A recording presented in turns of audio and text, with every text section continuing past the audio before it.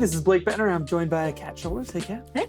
We are talking about a couple of GMT sport watches. One new, one kind of old, but not too old. We felt these watches had a lot of similarities that we wanted to get in front of the camera and talk about them a little bit. They're also similarly priced, but they're very different watches in a lot of ways. But they might fill the same gap. I could see somebody cross-shopping these two watches that's interested in them. They are the Explorer 2 from Rolex, the reference 1650.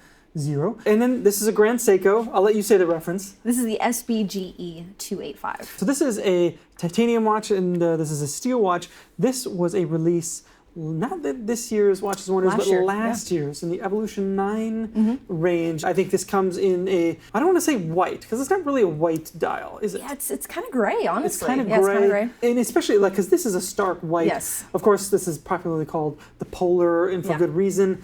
This is considerably darker than that. And it also comes in a black dial that there's no texture on it. This, of course, has it's like almost like a liquid black. This has the snowflake dial, if you're familiar with the Grand Seiko snowflake. But again, it's just got that grayish hue to it, which I really love. Yeah, and it kind of matches the tone of the titanium, of course, which is it's just slightly different from the steel here. So, of course, these are two GMT watches. Very different movements, of course. This is a spring drive. And this is the 3186 automatic movement. They both have independently adjustable hour hands. Yep. We don't really like the word true GMT, you know, but it's one of all those GMTs. White dials, and then, of course, the steel bezel, which is kind of like a defining trait of the Explorer 2, all the way back to the 70s. I think it's used very differently here in the Grand Seiko, but to great effect, particularly considering the weight of like the hands and the hour markers. So, Kat, what drew you to this watch?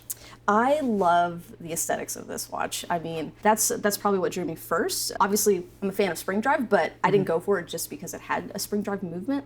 It's like the perfect sports watch, in my opinion, from Grand Seiko that they've done so far. I'm really hoping that they sort of lean into this area a little bit more. It's very clean, and in my opinion, it goes with pretty much everything, like your Polar does as well. And I think for me, that's really important when I pick out a watch in my collection. I don't want it to clash with anything. Yeah, no, that's a good point. And I think Grand Seiko and sports watches have been kind of a polarizing subject for a lot of people. And I think there's a lot of people that like sport watches and dive watches and tool watches that really love the idea of Grand Seiko. When they go hard. They go hard, yes. So they have a lot of rules that they follow when it comes to sports watches, which oftentimes takes them out of kind of the practical realm for some people, and myself included. And this is the watch that has certainly appealed to me more than any of their other watches. I reviewed an SBGE GMT a while back, and I feel like this is like a matured version of that. This is a little bit pricier. I think this is around 8,000. Yeah, a little over 8,000. Which is around what a good 16570 will go for. On similarities, these both have holes in the case.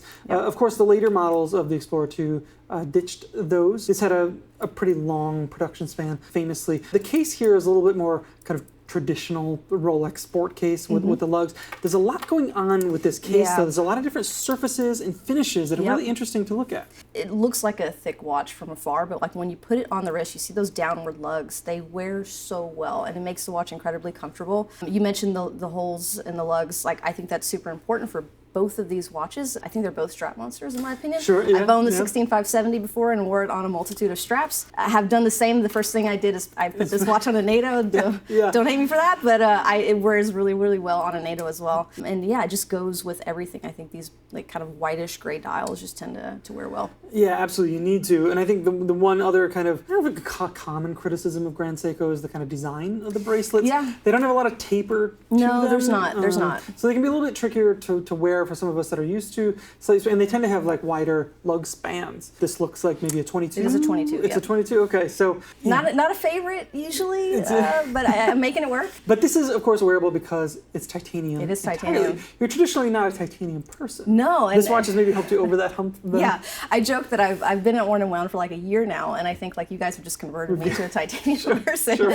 So yeah, this is not my first right into titanium, but I love that it is titanium. I don't think this watch would work in steel. It's a little chunky, it's a little bigger. I think it'd be a little too heavy, honestly, and wear a little bit more uncomfortable than the titanium wears. Yeah, I think that's a good point. The Explorer 2 is obviously a bit smaller in comparison. They listed at 40. I think it actually is like a little bit smaller than that. It's quite trim, but it's just kind of got that classic feel. I mean, this feels like a all through and through more modern watch. And of course, the finishing on the dial furniture, the case is going to exceed maybe by an order of magnitude that what you're finding on the Rolex. But this is just kind of like a straight through and through tool watch, you know, this definitely has some elements that you could really get drawn into Yeah. to enjoy with like a loop, you know? Exactly, and I think it's like a love or hate thing, honestly, because I think the argument is for Grand Seiko, it's like too nice to wear. But in the marketing for this watch, they market it as like an everyday, all-around wear. And I think that's important. Grand Seiko wants you to wear this watch doing everything as an Explorer watch should be worn. So that's another thing that sort of drawn me to the watch. I think they're both really fantastic watches, and I think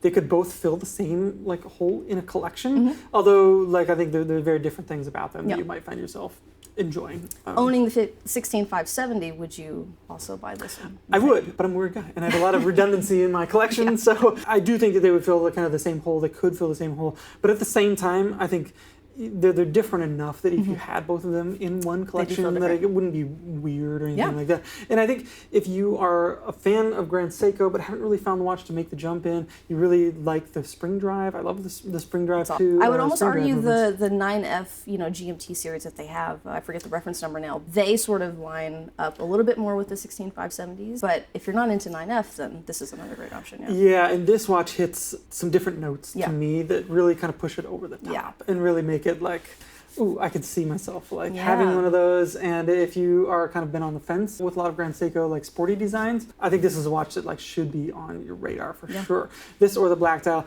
And as you mentioned, I really do hope that the Grand Seiko kind of continues to build on this. I know it's like slightly large, but it's not in the unapproachable 41 millimeter. More than anything though, it's like a wearable It's watch. totally wearable. So very comfortable. All right, so these are two interesting GMTs around the same price from different eras, and one I think represents, you know, maybe the Grand Seiko turning a corner with their sports watch. One represents maybe a bygone era from a great sports watch brand, of course. In that respect, I think they represent two very different things, but both have a very similar charm to them. But we're curious what you think. What do you think of these two watches? Which direction would you be heading with these watches? What do you think of Grand Seiko sports watches? Yeah. Do you need a bracelet with a taper? Let us know. Are we the weirdos? Maybe. I would like it, but you know, it doesn't kill me that it doesn't have it. We'll have more of our thoughts on these at wornandwound.com that you can check out. We'll link that down below. Be sure to leave your comments. We read them all. We appreciate them all. We'd love to hear your thoughts on these watches. Is there another GMT in this price range that we're missing that would fill the same hole in the collection? Let us know. Thank you so much for tuning in. If you're not subscribed, now's a great time to do so. If you enjoy this, please like and share. We really appreciate it. And until next time, take care.